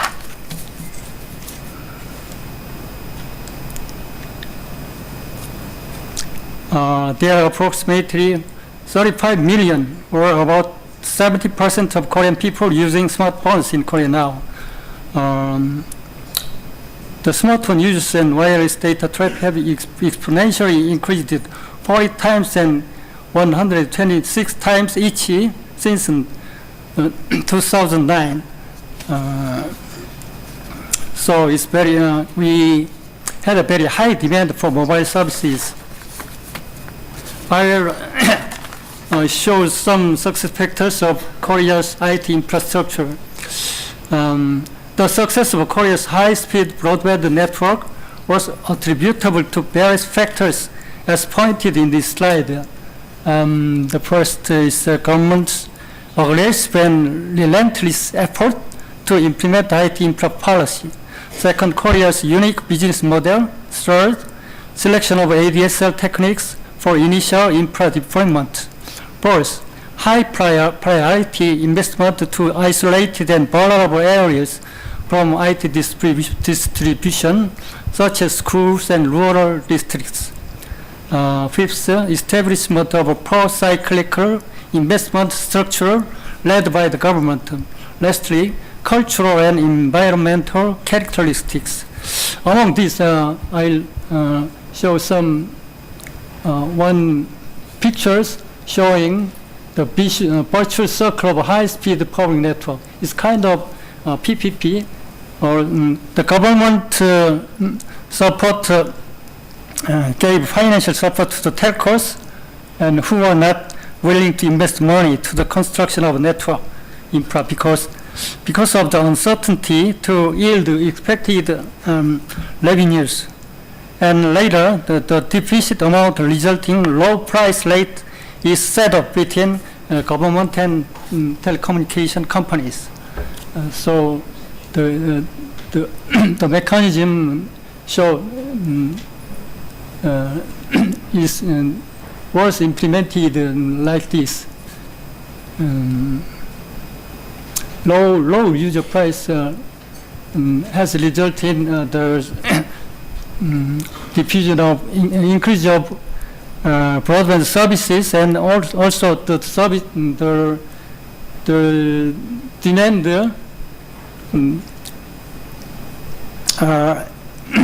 had an impact on the overall proliferation of infrastructure in the public sector. So it had a virtuous circle of high-speed public networks.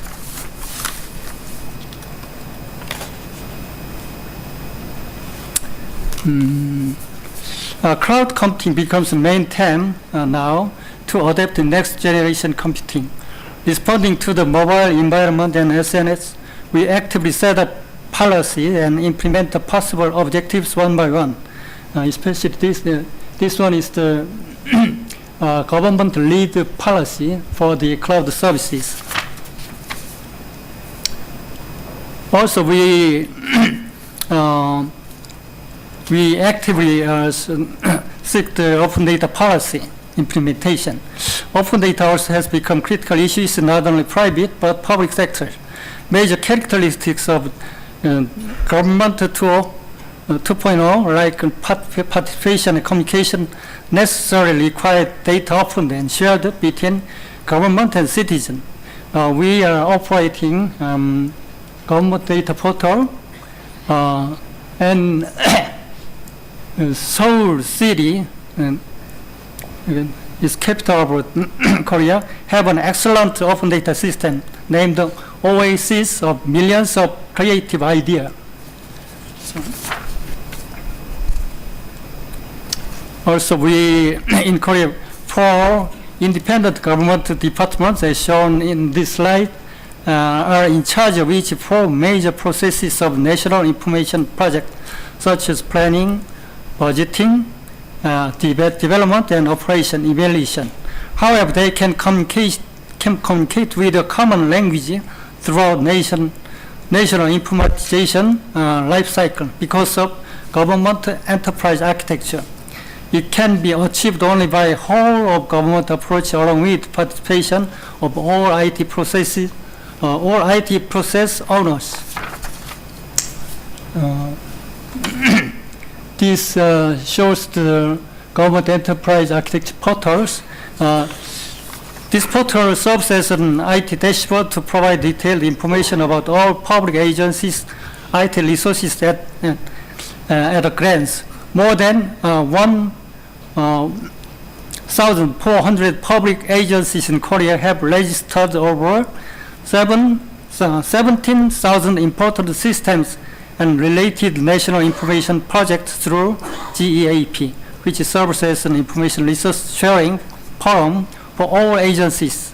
Most of all, the implementation of the government-wide EA portal that has made it possible to determine and analyze the current status of information resources efficiently, preventing information resource overlap among agencies. This slide is an example of integrating related agency-level service into whole of government service due to government-wide goal.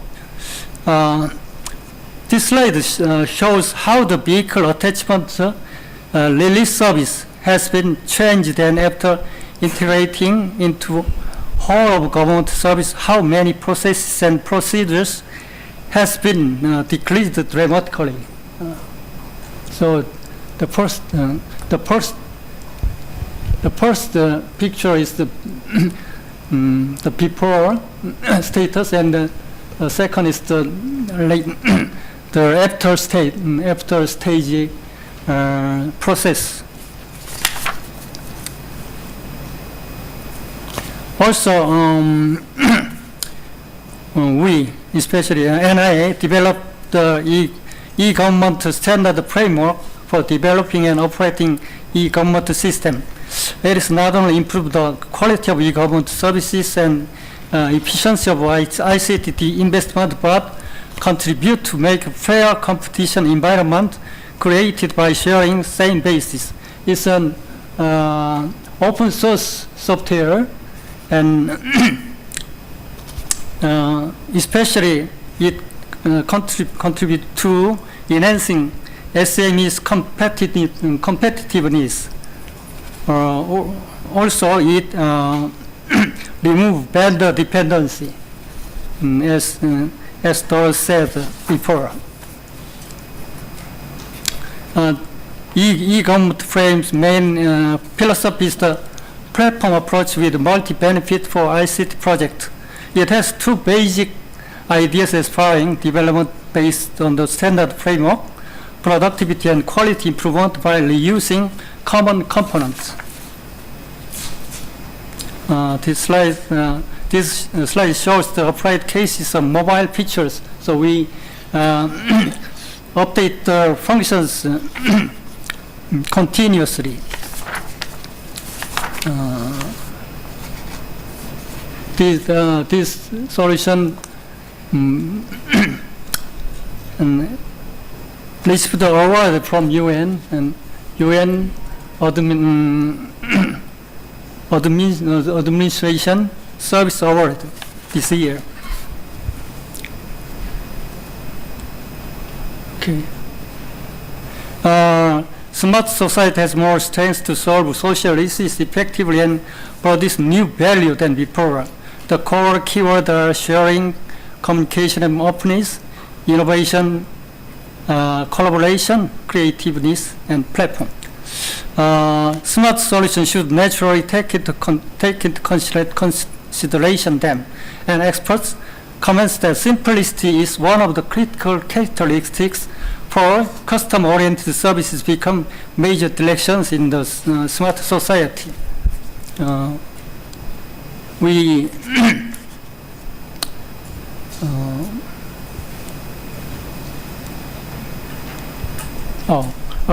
we had very audacious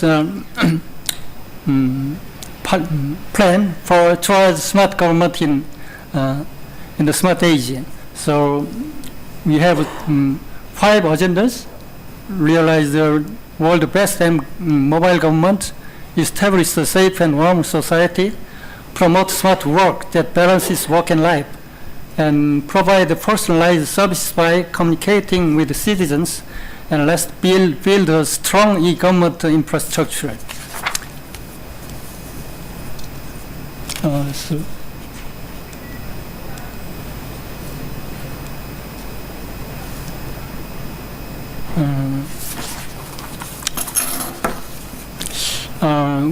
We are now working on 3 kinds of services for accomplish smart government, like C2CG and G2C and G2G. I think the first is very important in the smart government. This services from citizen to citizen and government, and that mobile services are used for collaboration between citizens and government. Also, this is type of service based on creative people power.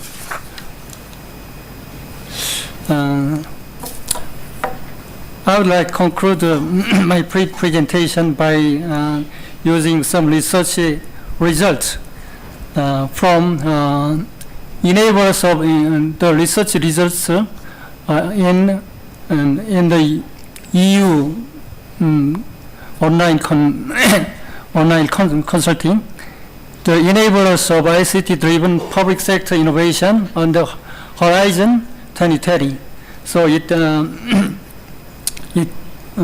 presented 5 enablers for infra and process, open data and big data, and policy modeling and making, measurement and monitoring, and civil servants and working practices. Analyzing the EU's recent research on the enablers of ICT-driven public sector innovation and Korea's approach to smart society, I'd like to suggest some actionable considerations for Rwanda. Most of EU research agendas generally coincide with what we have thought and are taking actions. The 5 categories might be generally included in the Smart Rwanda program 3.0. The constraint of physical and human resources and capabilities will be barriers to achieve the vision, but taking step-by-step approach and applying smart strategy with a strong passion for national development through ICT can overcome those obstacles.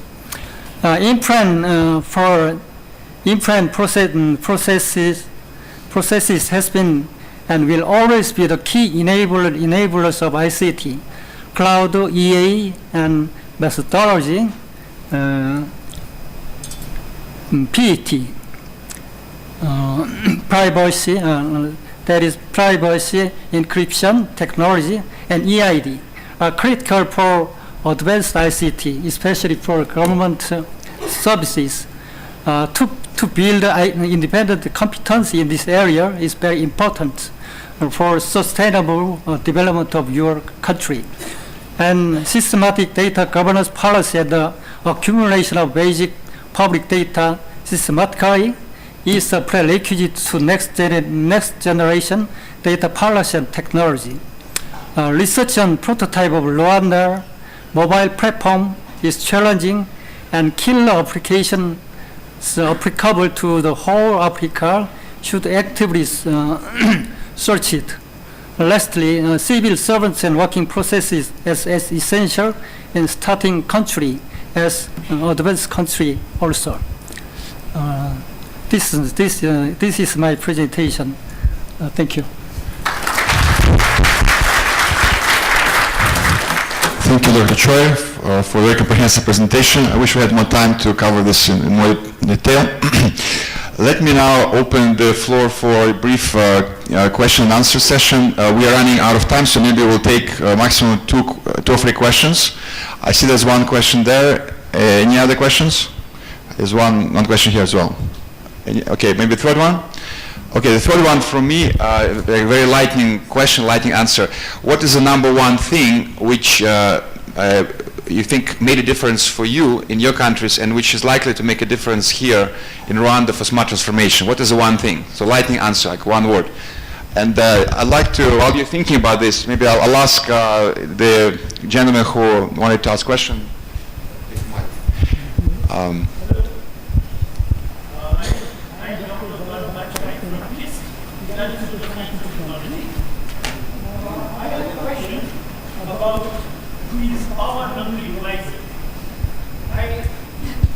I want to ask you that Rwanda being a landlocked country, and if we want to see our 3.5 million people, more than that, sorry, it's 11.6 million people to be connected to those power-hungry devices, how are we going to get this power from? I mean, either the battery or the electric power. So if we want to generate this Smart Rwanda concept entirely in the whole of the country, to reach the far most remote areas, we need to keep in mind that we have to seek some place or seek some fund for generating the power. I have a question to the country representative of Moldova, because I see that South Korea might not fall in this category, but maybe any one of you can answer the question, because it's a basic question on infrastructure. Thank you very much. One or two more questions? There was another hand. Yes, please.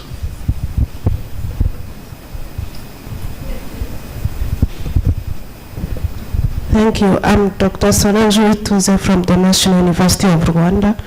I have just a quick comment towards Sebastian about the approach of the waterfall versus agile. Are those two approaches exclusive or antagonistic? Because I think if you have the scope, it can actually help us or the waterfall approach, it can help us to figure out the priorities we have and use the agile to actually, the waterfall will give us the where we want to go, the scope, but actually fragment it into using agile. I don't think two of those are actually exclusive of one another. Thank you. Just a comment. I'd like to know what you think about it. Okay, one last question over there. Comment. Thank you very much. My name is Jude. I come from Marelo. And my question to the three presenters of the best practices models that has been presented, I wanted to know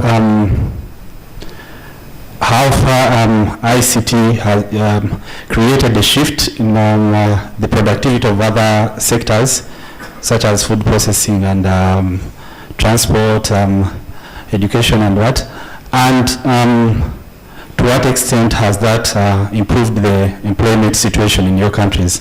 Thank you. So I have 4 questions. Who would like to answer first? Okay, maybe we'll start with Jane. Your question, Oleg, the one word, integration. Prioritize.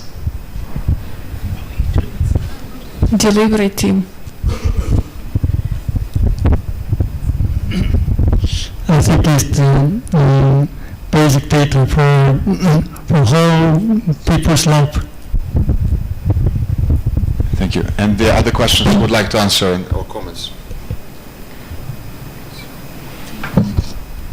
Just take any questions you like. Maybe I'll take the comment by the lady sitting in front with regards to the agile software development. And it's an interesting question because we are trying out for the very first time, and we'll probably make mistakes, and that's what we want to do.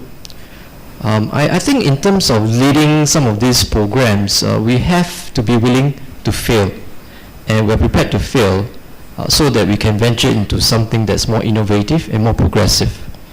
And perhaps next year when I'm here again, I will share with you the mistakes we make so that we don't make these mistakes. In terms of the waterfall software method, I have this experience in Centrelink. It all depends how you do it, but waterfall also is seen as an excuse for capture the requirements and then hit them over the fence to someone who has to interpret them, and then hit them over the fence to someone that has to build the software. And sometimes that can actually take too long a time, as compared to the agile methodology where you can create an experience of what you think you want and you have a mechanism of interacting with it early. So to that degree, bringing them all together in the room in some way to actually tease out both the requirements and fashion a response very quickly in order to actually build from that.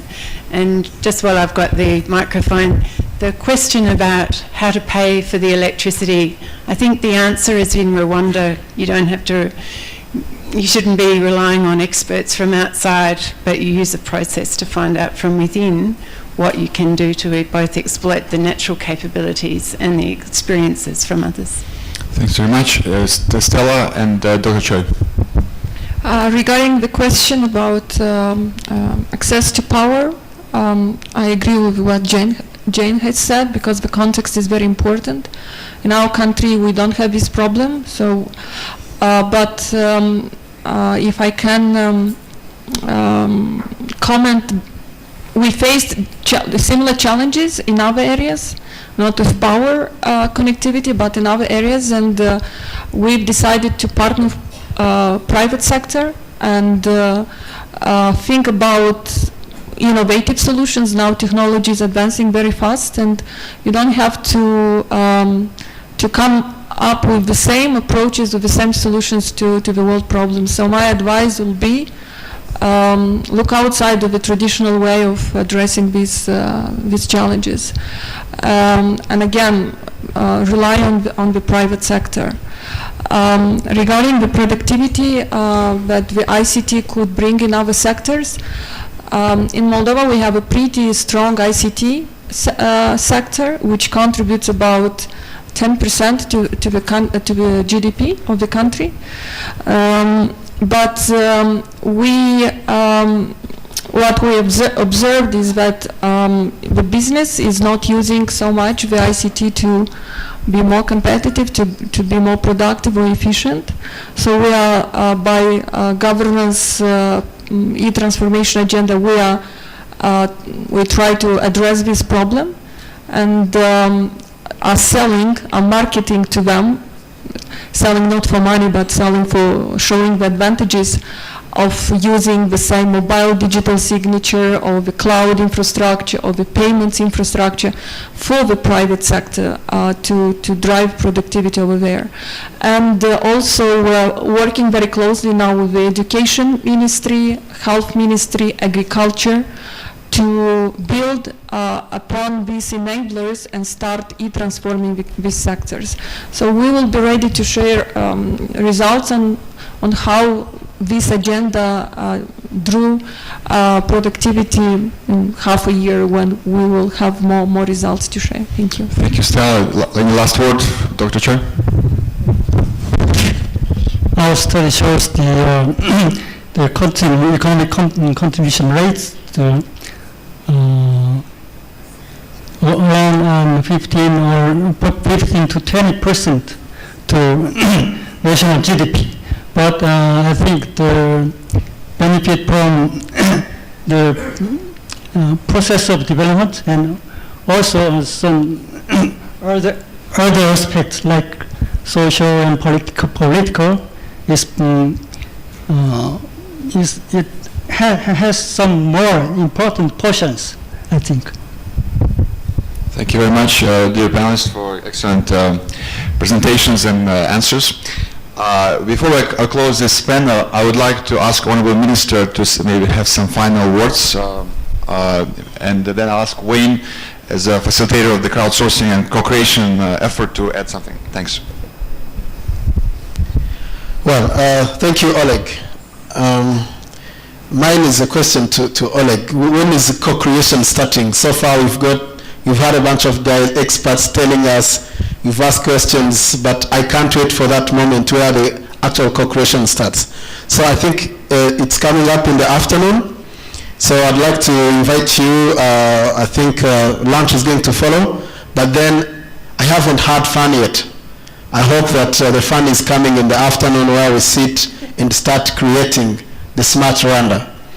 I'd like to really take this opportunity to thank everyone who's come from far and near.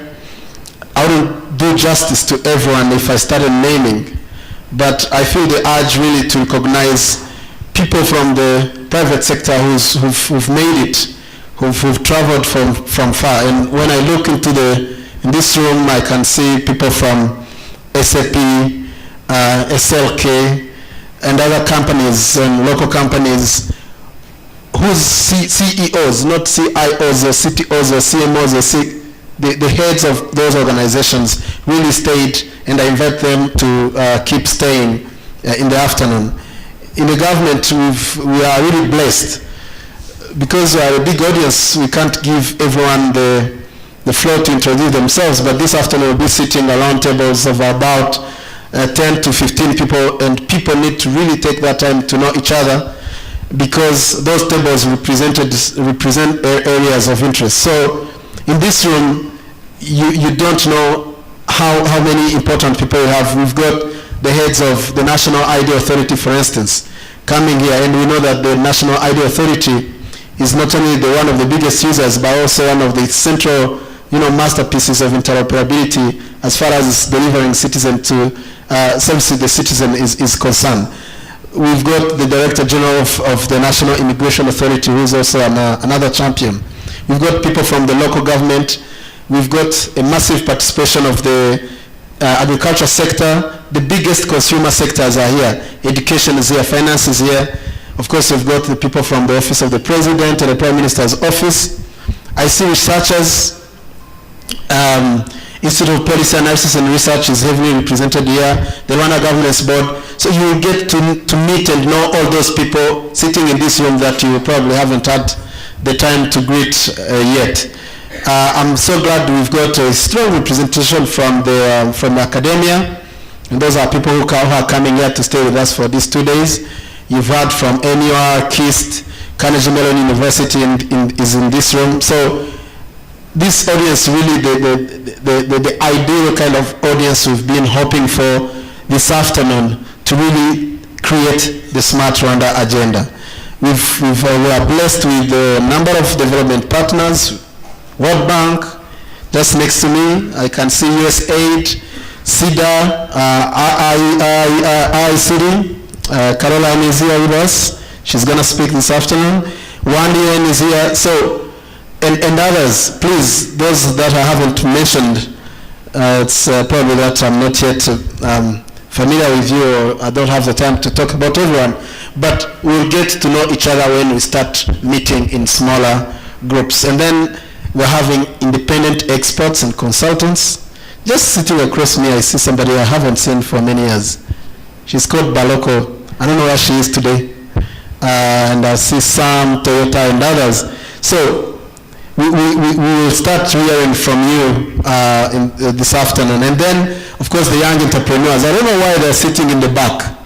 The Clarice there and the Nick Potier there. Why are you sitting in the back? You should be sitting in the driver's seat. Come next to me.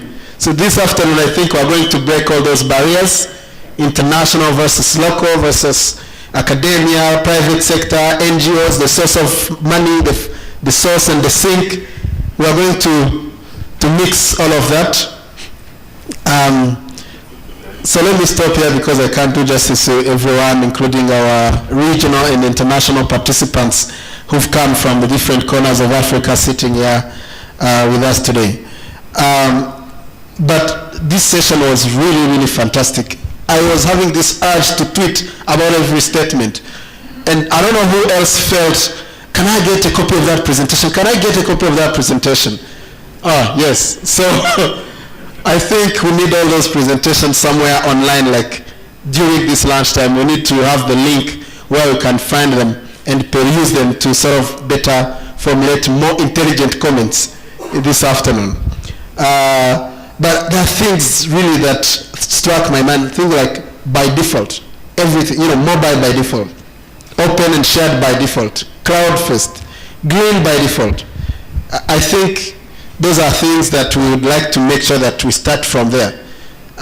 We don't need to, I think Korea started 30 years, 40 years from now. Singapore started 30 years, others started 3 years from now. We are starting now. So I think that we can really move fast and not take so long that they have taken to be where they are today and build on their experiences, and especially I hope to hear about mistakes. We haven't heard about mistakes so far, so that we can avoid them. That's the essence of a session like this. So I'm tempted to talk a lot, and I know people are tired and hungry, so let me stop here. I hope to really keep enjoying this session, especially the afternoon. I invite you, every one of you, to come back. That's where the fun is actually going to start. Thank you. I couldn't agree more, Honorable Minister, that the best is yet to come. This was an appetizer. The main deal will be served after lunch. And we have extremely exciting sessions coming up in the afternoon.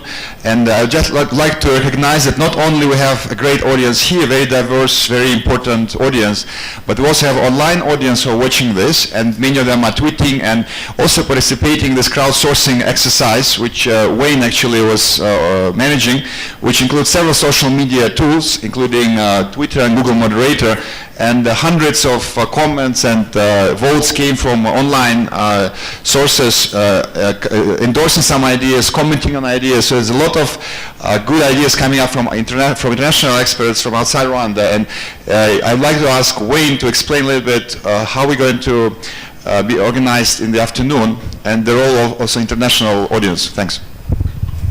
Thank you, Oleg. Hello, everyone. First of all, I want to say I've been so impressed this morning, Honorable Minister. I think you've laid out a really remarkable vision.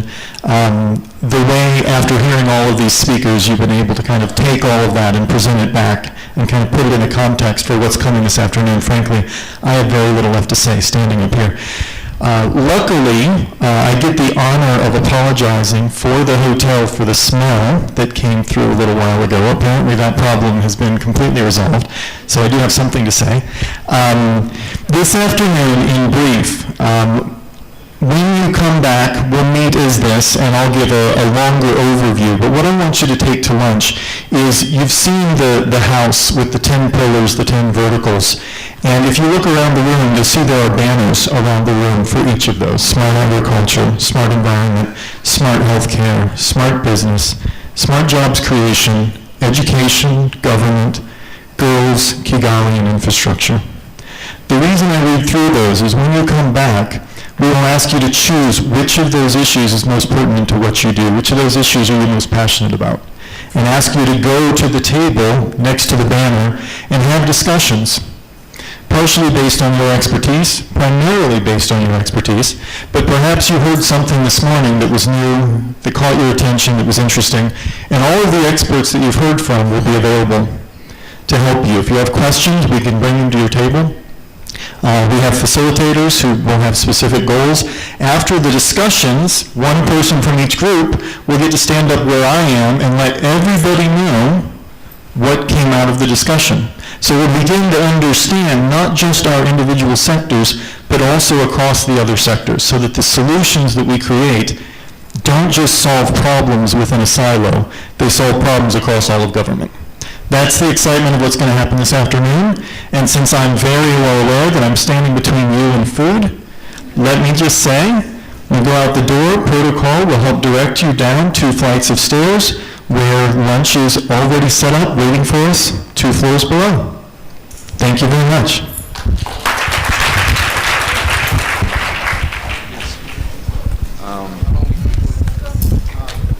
We will have to keep it short, probably about 45 minutes. Of